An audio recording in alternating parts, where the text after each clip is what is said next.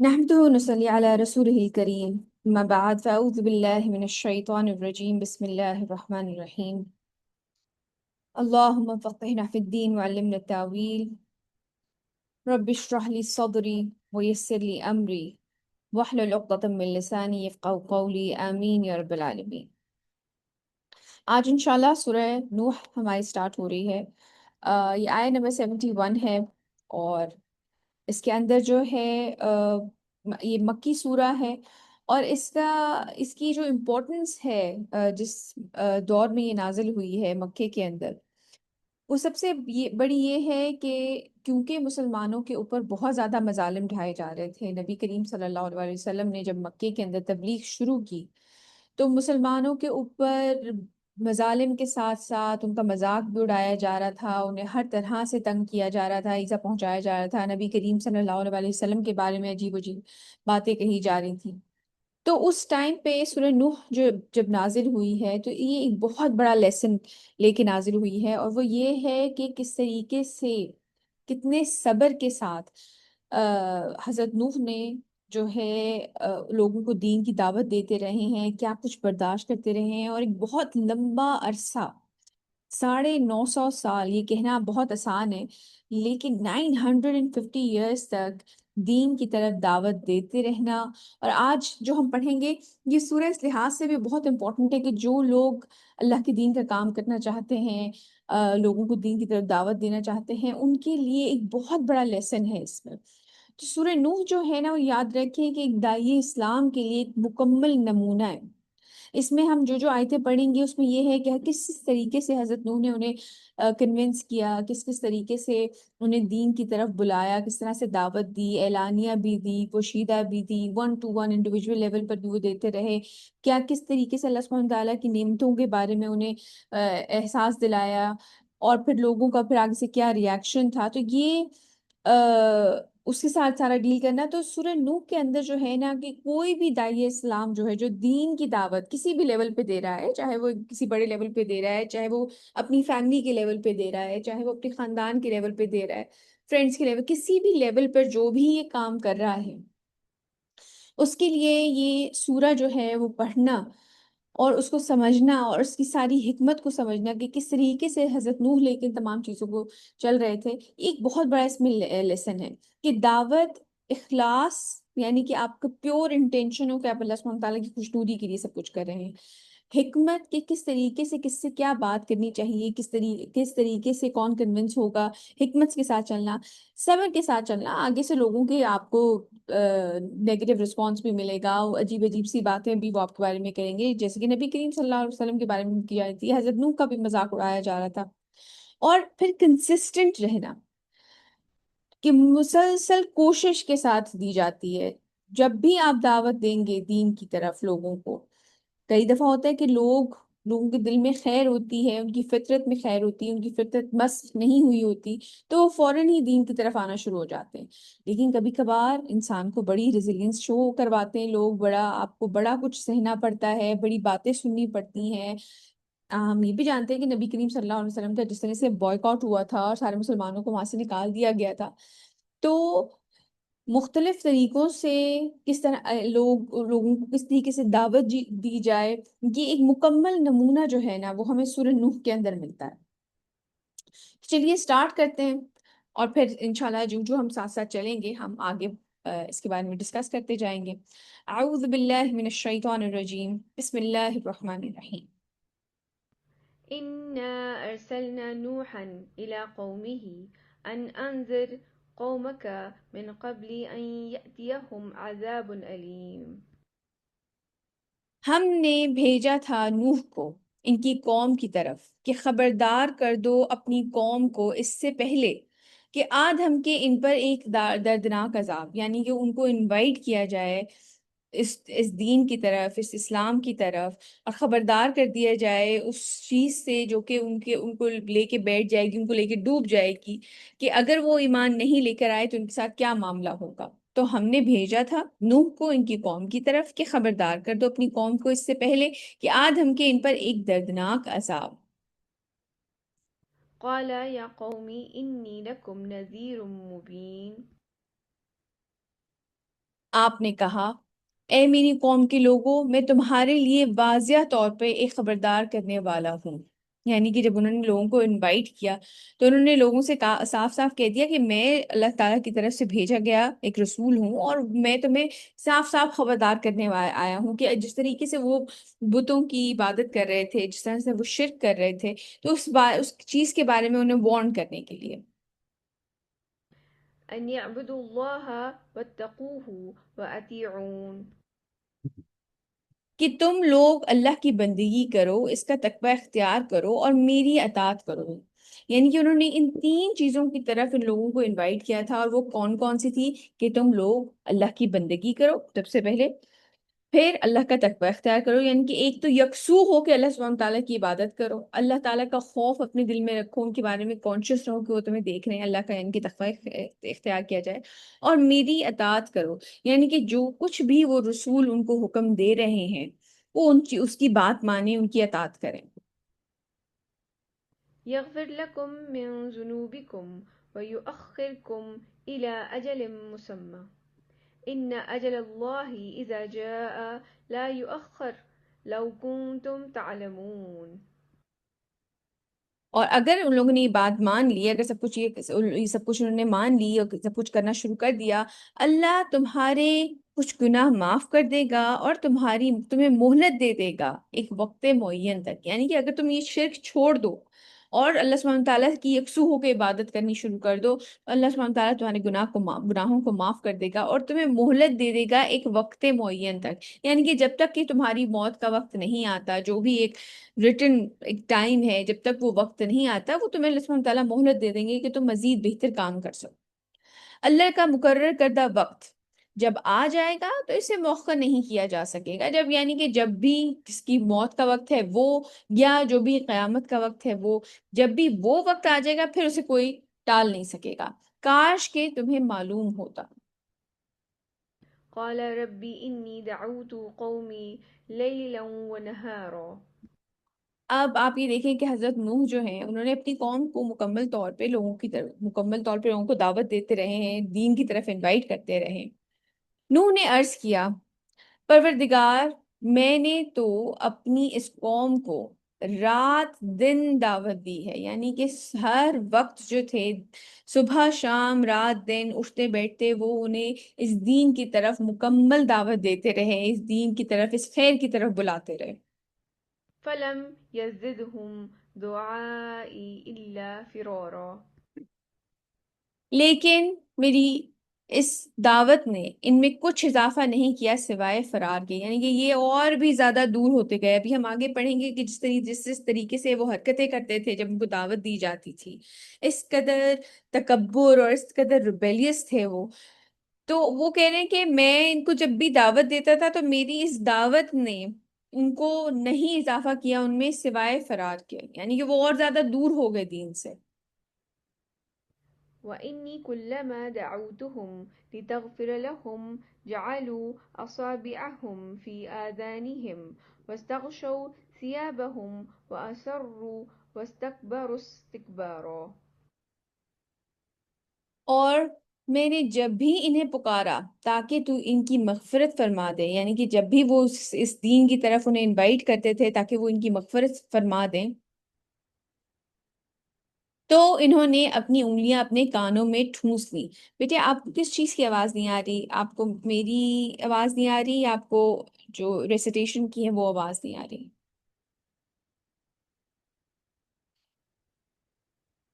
مجھے بھی میسج میں کسی نے لکھا ہے کہ انہیں آواز نہیں آ رہی، کیا باقی سب کو آواز آ رہی ہے؟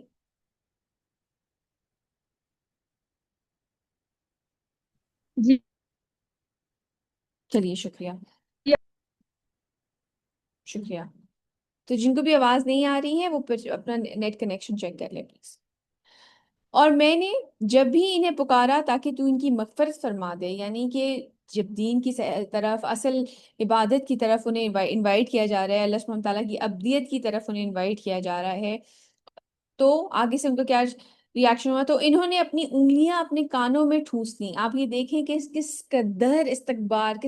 کس لیول کا تکبر ان لوگوں کے اندر تھا کہ وہ اپنی انگلیاں جو تھے وہ اپنے کان، جب ان کو دین کی طرف دعوت دی جا رہی ہے، جب ان کو انوائٹ کیا جا رہا ہے خیر کی طرف تاکہ اللہ سبحانہ تعالیٰ ان کی مغفرت فرما دے، تو وہ اپنی انگلیاں اپنے کانوں میں ٹھوس لیتے تھے اور اپنے کپڑے بھی اپنے اوپر لپیٹ لیے، یعنی کہ جو اپنا اپنا منہ بھی ڈھک لیا کہ بس ہم، اور کانوں میں انگلیاں کسی نے ڈالی کہ بس ہمیں آواز، ہم نہیں سننا چاہتے یہ سب کچھ،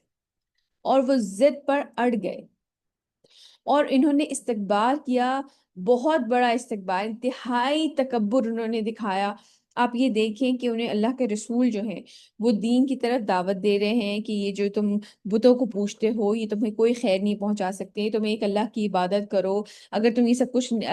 مان لو گے، اللہ سبحانہ تعالیٰ کے احکام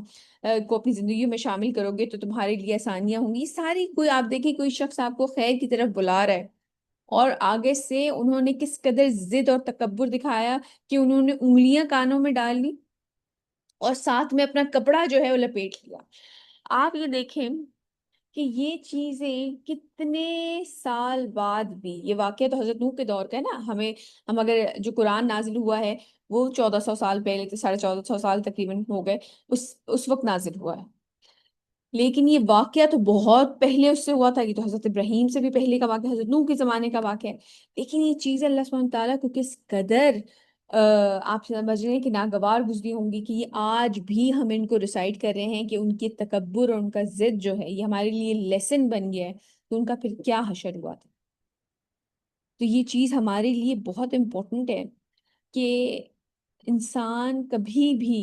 دین کو لے کر کسی بھی چیز کے معاملے میں ضد پہ نہ اترے، بلکہ انسان غور کرے، سوچے کہ اگلا شخص جو مجھ سے یہ بات کر رہا ہے اس کا اپنا کردار کیا ہے، وہ کیا بات کر رہا ہے، جو وہ بات کر رہا ہے اس کے پیچھے دلیل کیا ہے، کیا وہ قرآن اور سنت کو کوٹ کر رہا ہے، بجائے اس کے کہ بندہ اس بات کو اسیس کرے۔ ان لوگوں کی ضد اور ہردرمی اور تکبر اس حد قدر تھا کہ وہ اپنی کانوں میں انگلیاں ٹھوس لیتے تھے اور اپنے کپڑے لپیٹ دیا کرتے تھے کہ ہمیں اس چیز کی آواز نہ آئے۔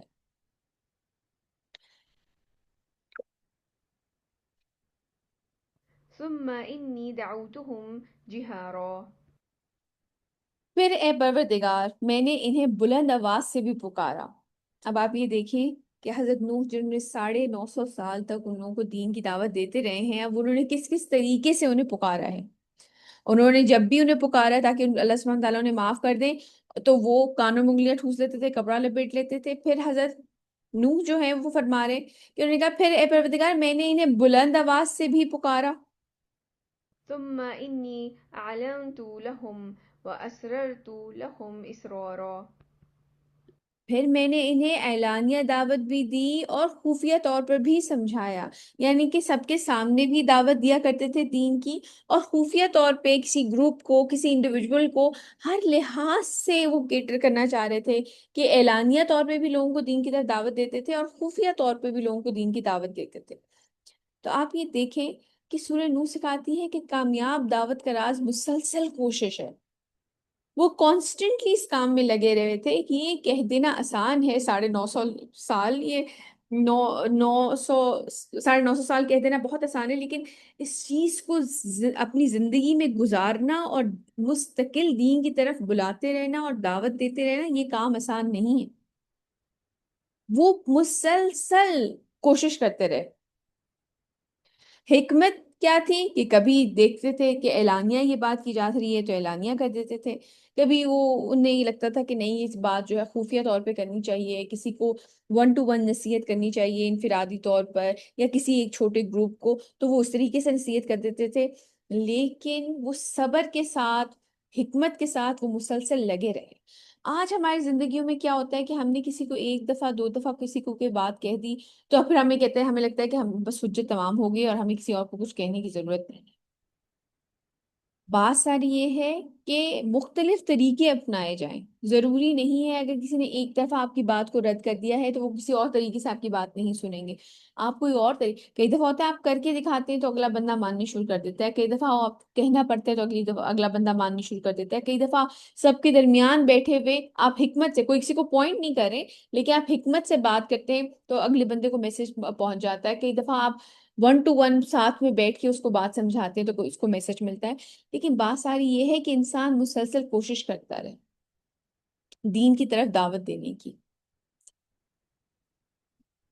فقلت استغفروا ربكم إنه كان غفارا۔ بس میں نے ان سے کہا کہ تم اپنے رب سے استغفار کرو، یقیناً وہ بہت بخشنے والا ہے۔ یعنی کہ پھر لوگوں کو استغفار کی طرف بھی دعوت دی کہ جو غلطیاں تم سے ہو گئی ہیں اللہ سبحانہ تعالیٰ سے معافی مانگ لو، وہ بہت بخشنے والے ہیں۔ يرسل السماء عليكم مدرارا۔ وہ تم پر آسمان سے خوب بارشیں برسائے گا۔ یعنی کہ اگر تم استغفار کرو گے تو تمہارے لیے دنیا میں بھی آسانیاں شروع ہو جائیں گی۔ اللہ کا انسان تقوی اختیار کرے، اللہ سبحانہ تعالیٰ کی دین کی پابندی کرے، ان کے احکام کی پابندی کرے اور استغفار کرے، تو اللہ سبحانہ تعالیٰ وہ تم پر آسمان سے خوب بارشیں برسائیں گے۔ ويمددكم بأموال وبنين ويجعل لكم جنات ويجعل لكم أنهارا۔ اور وہ بڑھا دے گا تمہیں مال اور بیٹوں سے، اور تمہیں باغات عطا کرے گا، اور تمہارے لیے چشمے اور نہریں روا کر دے گا۔ یعنی کہ وہ تمہیں مال اولاد میں باغات میں اور زیادہ بڑھائیں گے۔ ہو سکتا ہے وہاں پہ بھی اس طرح سے کوئی قحط سالی ہو تو اللہ سبحانہ تعالیٰ کی طرف سے جو آپ ان کے رسول کیا کہہ رہے ہیں کہ اگر تم اللہ سبحانہ تعالیٰ سے استغفار کرو گے تو تمہارے پہ بارشیں برسیں گی۔ تو یہ ہمارے لیے بھی ایک لیسن ہے کہ جب انسان اللہ کا تقوی اختیار کرتا ہے یا استغفار کرتا ہے تو دنیا میں بھی اللہ کی نعمتیں اور رزق اور خوشحالی کا ذریعہ بنتی ہے یہ چیز۔ آپ کو یاد ہوگا جب میں نے پہلی دفعہ پہلے بھی آپ کو یہ واقعہ سنایا ہوا ہے، ایک شخص ان سے ملے آ کر اور انہوں نے کہا کہ میں چاہتا ہوں کہ آپ لوگوں سے یہ بات شیئر کریں کہ م، جو ہے میں اپنی دن میں تقریباً کوئی 30,000 دفعہ استغفار کرتا ہوں۔ تو انہوں نے کہا کہ اچھا آپ نے اس کا یہ چیز اپنی زندگی میں پھر اس میں کیا تبدیلی دیکھی، آپ اتنا اللہ سبحانہ تعالیٰ سے استغفار کرتے ہیں؟ انہوں نے کہا کہ میں اپنے دعا کے لیے اپنے ہاتھ بھی نہیں اٹھاتا کہ میری حاجات جو ہیں وہ پوری ہو جاتی ہیں۔ تو یہ اب حضرت نوح کا طریقہ کیا تھا کہ انہوں نے آہستہ طریقے سے بھی لوگوں کو دین کی طرف دعوت دی، اعلانیہ طور پہ بھی دین کی طرف دعوت دی، اللہ سبحانہ تعالیٰ کے تقوی اختیار کرنے کے لیے بھی ان کو کہا، ان کو یہ بھی بتایا کہ اگر تم اللہ سبحانہ تعالیٰ سے استغفار کرو گے اور ان کا تقوی اختیار کرو گے تو تمہیں وہ تمہارے لیے بارش خوب برسائیں گے، تمہارے لیے مال اولاد میں اور باغات میں اضافہ کر دیں گے۔ تو اللہ سبحانہ تعالیٰ ان کو حضرت نوح علیہ السلام جو ہے ان کو ہر لحاظ سے انوائٹ کر رہے ہیں دین کی طرف کہ اگر تم یہ ساری چیزیں کرتے ہو تو وہ چیز تمہارے لیے دنیا میں بھی فائدے مند ہوگی۔ آخرت تو آسان ہو ہی جائے گی لیکن یہ ساری چیزیں دنیا میں بھی فائدے مند ہوں گی۔ تو یقین کریں کہ استغفار کی کثرت کریں۔ ہم بہت گنہگار لوگ ہیں، ہم سے عام طور پہ بھی ڈیلیبریٹلی بھی اگر ہم کوئی گناہ نہ کرے ہوں تو عام طور پہ چلتے پھرتے کوئی نہ کوئی ایسی چیز ہم سے ہو ہی جاتی ہے، کوئی ایسی بات منہ سے نکل جاتی ہے، کہیں کئی دفعہ کوئی نظر ایسی پڑ جاتی ہے کسی کے اوپر، کوئی ایسے خیالات انسان کے آنے لگ جاتے ہیں۔ تو انسان کوشش کرے کہ استغفار پڑھتا رہے۔ یہ چیز دنیا میں بھی، آخرت تو آسان انشاءاللہ اللہ کے حکم سے ہوگی ہی، لیکن یہ چیز دنیا میں بھی انسان کے لیے فائدے مند اور خوشحالی کا سبب بنتی ہے۔ آگے چلتے ہیں۔ ما لكم لا ترجون لله وقارا۔ تمہیں کیا ہو گیا ہے کہ تم اللہ کی عظمت کے امیدوار نہیں ہو؟ وقد خلقكم أطوارا۔ اور اس نے تمہیں پیدا کیا ہے درجہ بدرجہ، یعنی کہ جن تم اپنی سٹیجز سے انسان جس طریقے سے گزرتا ہے، ایک ماں کے پیٹ میں جس طریقے سے پرورش پاتا ہے، پھر ایک بچہ پیدا ہوتا ہے، پھر ایک ٹوڈلر کی ایج میں آتا ہے، پھر چائلڈ کی، پھر تھوڑا سا بڑا ہوا، ٹین ایج گزری، پھر 20s میں آہستہ آہستہ آہستہ آہستہ وہ بڑھاپے کی طرف واپس لوٹتا ہے۔ تو اس نے پیدا کیا ہے ایک تو انسان کی جو ماں کے پیٹ کے اندر سٹیجز ہیں برتھ کے، اور اس کے بعد بھی درجہ بدرجہ جس طریقے سے وہ بڑا ہوتا ہے۔ ألم تروا كيف خلق الله 7 سماوات طباقا۔ کیا تم نے دیکھا نہیں کہ اللہ نے کیسے پیدا کیا ہے 7 آسمانوں کو طے بر طے؟ یعنی کہ تم اپنی ڈیولپمنٹل سٹیجز دیکھو۔ اب آپ یہ تمام تر چیزیں ہمیں پوائنٹ یہ کر رہی ہیں کہ ایک داعیہ اسلام، یعنی کہ جو دین کی طرف دعوت دینے والا انسان ہے، ضروری نہیں ہے کہ کوئی فارمل اسکالر ہی ہو، لیکن آپ جیسے اگر اپنے گھر کے اندر بھی لوگوں کو دین کی طرف، اپنی اولاد کو، اپنے ارد گرد کے لوگوں بہن بھائیوں کو اپنی فیملی کو، اپنے فرینڈس کو، اپنے کزن، کسی کو بھی آپ دین کی طرف دعوت دیتے تو اس میں مختلف طریقوں سے لوگوں کو اللہ سبحانہ تعالیٰ کی وحدانیت اور دین کی طرف دعوت دی جاتی ہے. جیسے کہ پہلے انہوں نے کہا استغفار کرو، تمہارے لیے اللہ سبحانہ تعالیٰ آسانیاں کریں گے، بارش ہوگی، مال اور اولاد میں برکت ہوگی. پھر ساتھ ساتھ یہ بھی اب اس طرف بھی دھیان دلایا جا رہا ہے کہ تم انسان غور و فکر کرے اپنے ارد گرد کی نشانیوں کے اوپر، ارد گرد کو اپنے اپنے آپ کو دیکھے کہ اس کی ڈیولپمنٹل سٹیجز کیا ہیں، اپنے ارد گرد دیکھے کہ کس طریقے سے اللہ سبحانہ تعالیٰ نے یہ ساری کائنات کو کریٹ کیا ہے، اللہ سبحانہ تعالیٰ کی قدرت کے اوپر غور کرے. تو مختلف طریقے ہیں جن سے انسان انوائٹ کرے اللہ سبحانہ تعالیٰ کے دین کی طرف. کیا تم نے دیکھا نہیں کہ اللہ نے کیسے پیدا کیا ہے 7 آسمانوں کو طے بر طے، وجعل القمر فيهن نورا وجعل الشمس سراجا. اور ان کے اندر اس نے چاند کو روشنی اور سورج کو درخشاں چراغ بنا دیا ہے. یعنی کہ اللہ سبحانہ تعالیٰ، اب یہ وہ چیزیں ہیں جو کہ انسان روز دیکھتا ہے، تو اللہ سبحانہ تعالیٰ اس طرف دھیان دلا رہے ہیں کہ انسان یہ چیزوں کو غور سے دیکھے اور اللہ سبحانہ تعالیٰ کی نشانیوں کو پہچانے کہ یہ کون ہے جو ان کا کریٹر ہے. تو اب حضرت نوح جو ہیں کس طریقے سے دعوت دے رہے ہیں کہ وہ احساس دلا رہے ہیں کہ انسان سوچے کہ اللہ سبحانہ تعالیٰ نے کس کس طریقے سے ان کے لیے جو چیزیں ارد گرد مہیا کی ہوئی ہیں وہ کیسے اللہ سبحانہ تعالیٰ کی قدرت، کتنی عظیم قدرت کی نشانیاں ہیں. والله أنبتكم من الأرض نباتا.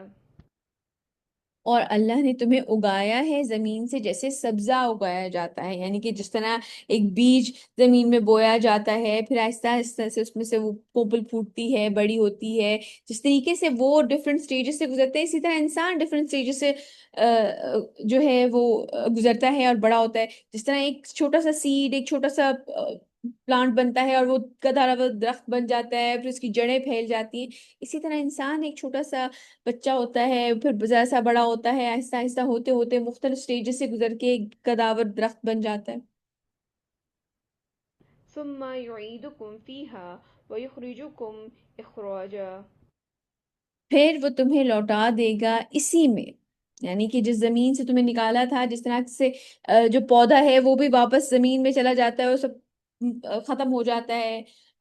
درخت اگر درخت بھی تناور درخت بھی ہو وہ بھی زمین میں جا کے ختم ہو جاتا ہے، مٹی ہو جاتے ہیں، جس طرح سے اس کے پتے جھڑتے ہیں، ختم ہو جاتا ہے سب. پھر وہ تمہیں لوٹا دے گا اسی میں، اور پھر نکالے گا تمہیں جیسے نکالا جاتا ہے. یعنی کہ انسان کا بھی یہی حال ہوگا کہ اسی مٹی سے اسے بنایا گیا ہے، پھر اس کو اسی میں لوٹا دیا جائے گا، اور پھر ایک وقت آئے گا قیامت کا دن جس دن قائم ہوگا اور اسے پھر سے نکالا جائے گا. والله جعل لكم الأرض بساطا.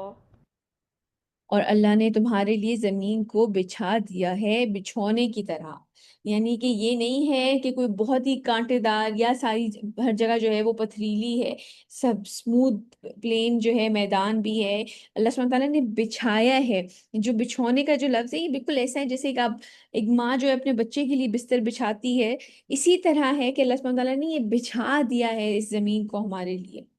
آسان ہے نا اس کے اوپر چلنا، آپ سوچیں پہاڑ ہی پہاڑ پوری زمین کے اوپر ہوتے تو انسان کے لیے کتنی مشکل ہوتی، اور اللہ نے تمہارے لیے زمین کو بچھا دیا ہے بچھونے کی طرح، لتسلكوا منها سبلا فجاجا.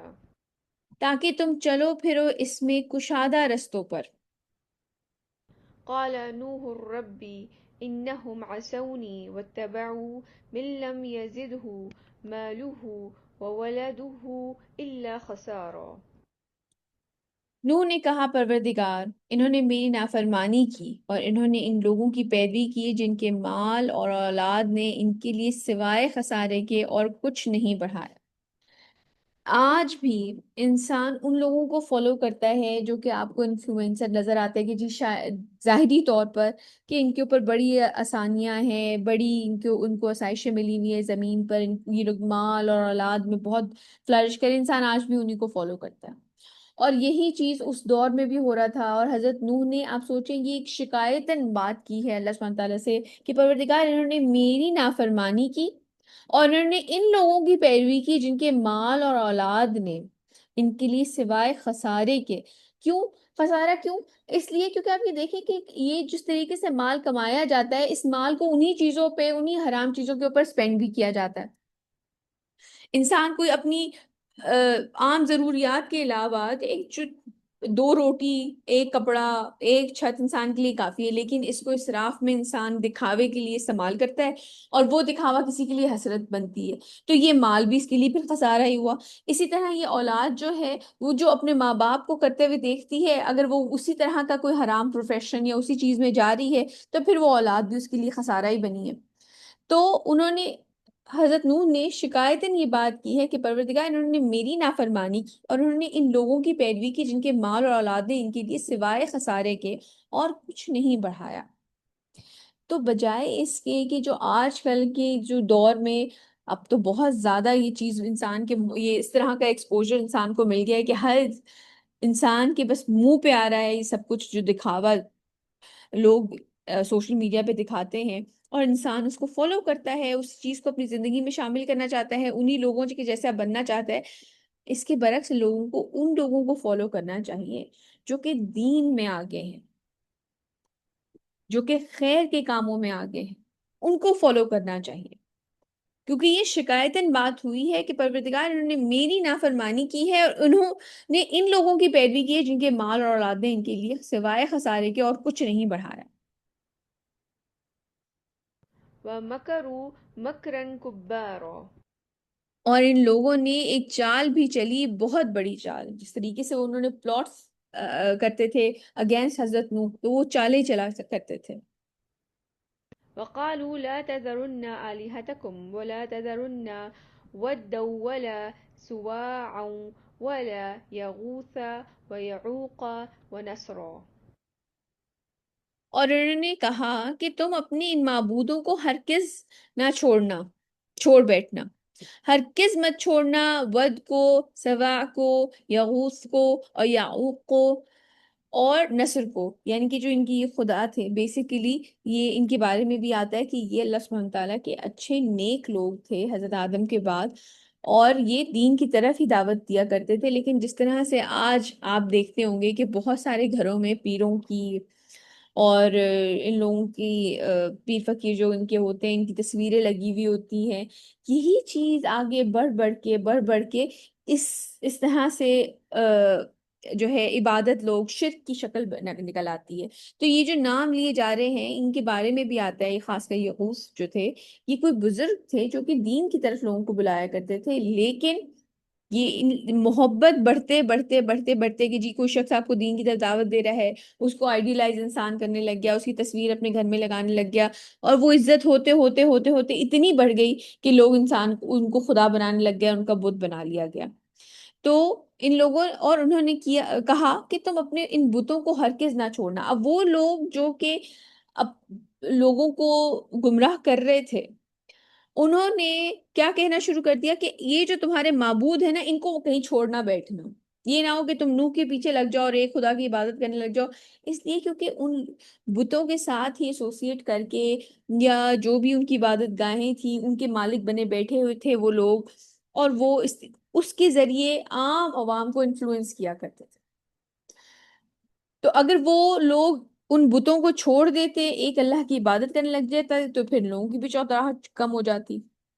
اور انہوں نے کہا کہ تم اپنے ان معبودوں کو ہرگز چھوڑ نہ بیٹھنا، ہرگز مت چھوڑنا، ود کو اور سوا کو، یغوث کو، یعوق کو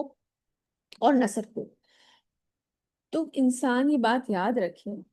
کہ کوئی بھی اگر دینی شخصیت بھی ہے تو اس کو اپنے ذہن میں اتنا بڑا نہ بنا لیا جائے کہ بعد میں آگے آنے والی جو انسان کی نسلیں ہیں وہ ان کو خدا ماننے لگے۔ اور یہ ہسٹری میں بہت دفعہ ہوتا آیا ہے کہ اتنا زیادہ اپنے سر پہ سوار کر لیا۔ دیکھیں ہر انسان جو ہے نا وہ خطا کار ہے، سوائے جو اللہ سبحانہ تعالیٰ کے بھیجے ہوئے نبی اور رسول ہیں۔ جو عام لوگ دین کی طرف دعوت دے رہے ہوتے ہیں ان میں خود بہت ساری غلطیاں ہوتی ہیں، بہت ساری خطائیں ہوتی ہیں، وہ انسان ہوتے ہیں۔ ان کو کبھی بھی کسی اتنا بڑا درجہ نہ دے دیا جائے کہ انسان جو انہیں لگے کہ یہ تو بالکل ہی بے عیب ہے اور یہ بہت ہی کوئی عظیم شخصیت ہے۔ ٹھیک ہے، آپ ان کی جو تعلیمات ہیں ان کے اوپر عمل کریں، بہت سارے ایسے بزرگان دین گزرے ہیں جنہوں نے دین کے لیے، اسلام کے لیے بہت کام کیا ہے، ان کی تعلیمات پہ عمل کیا جائے، جو میسج وہ لے کے آئے ہیں قرآن اور سنت کا، قرآن اور سنت کا میسج جو وہ لے کر آئے ان کو بھرپور طریقے سے فالو کیا جائے. ان کی اگر آپ عزت کرنا چاہتے ہیں آپ عزت کریں ان کی، لیکن ان کو اتنا بڑا درجہ نہ دے دیا جائے کہ وہ اگر دن کو دن کہیں تو وہ آپ کے لیے دن ہے، اور اگر وہ رات کو دن کہیں تو آپ کہیں کہ ہاں جو آپ کہہ رہے ہیں وہی صحیح ہے. ایسا نہیں ہونا چاہیے. کسی بھی انسان کی حیثیت ایسی نہیں ہے کہ اس کو بلائنڈلی فالو کیا جائے، کیونکہ آج آپ جو جس کو بلائنڈلی فالو کر رہے ہیں، کل کو آپ نہیں جانتے کہ دوسری تیسری چوتھی نسل میں جا کے یہی محبت جو ہے یہ کیا رنگ دے گی، کیا کیا رنگ لائے گی،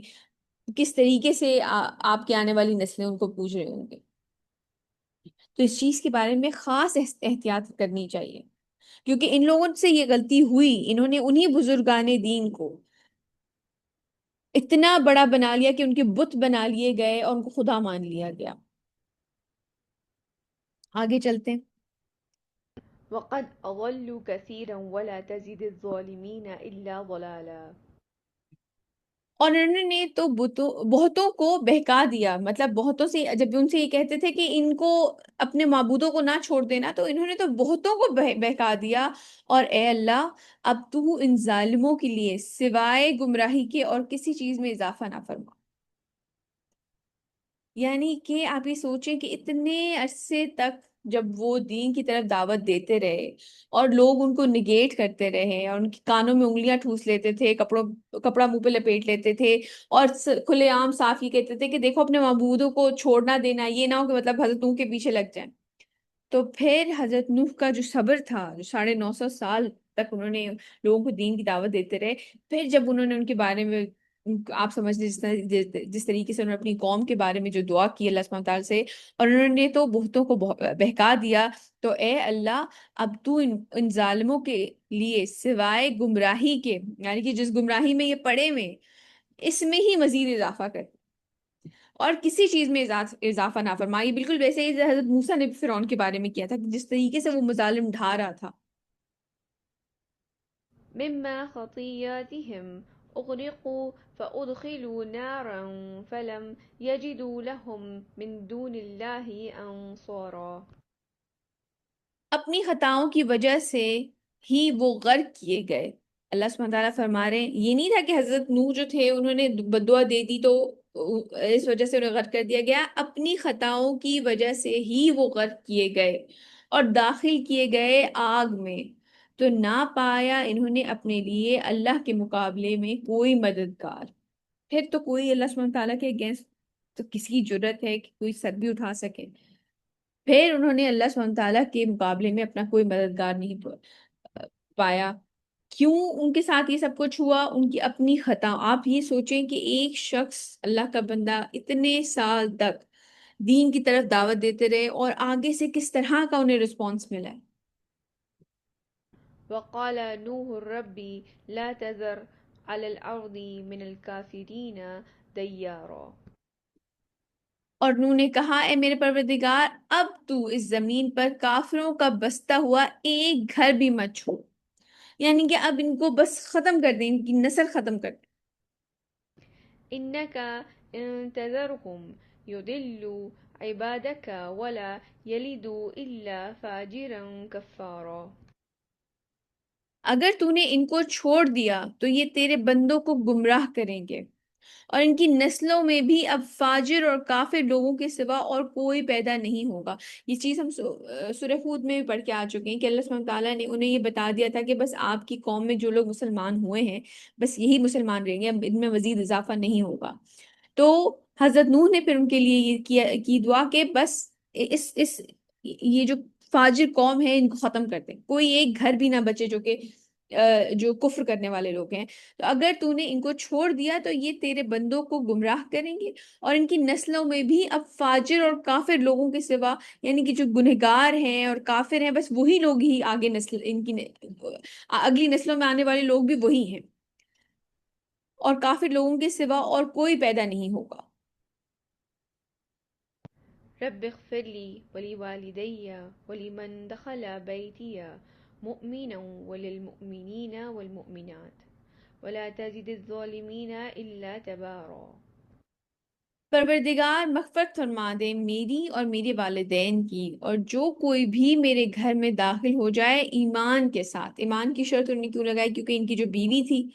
وہ بھی ایمان نہیں لے کے آئی تھی، اور ان کا جو بیٹا تھا وہ بھی غرق کر دیا گیا تھا کیونکہ وہ بھی ایمان نہیں لے کے آیا تھا۔ تو ایمان والوں کی انہوں نے شرط رکھی ہے کہ جو کوئی بھی میرے گھر میں داخل ہو جائے ایمان کے ساتھ،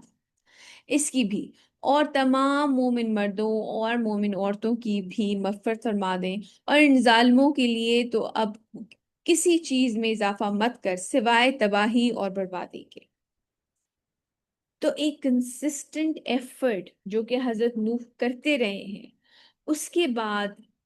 ایک لمبا عرصہ حکمت کے ساتھ، صبر کے ساتھ، مسلسل کوشش کے ساتھ لوگوں کو دین کی طرف دعوت دیتے رہے، مختلف طریقوں سے لوگوں کو دین کی دعوت دیتے رہے، اعلانیہ دیتے رہے، خفیہ دیتے رہے، اللہ سبحانہ تعالیٰ کی نشانیوں کی طرف ان کا دھیان دلایا کہ اپنے ارد گرد غور و فکر کریں، اللہ سبحانہ تعالیٰ کی نعمتوں کے بارے میں کہا،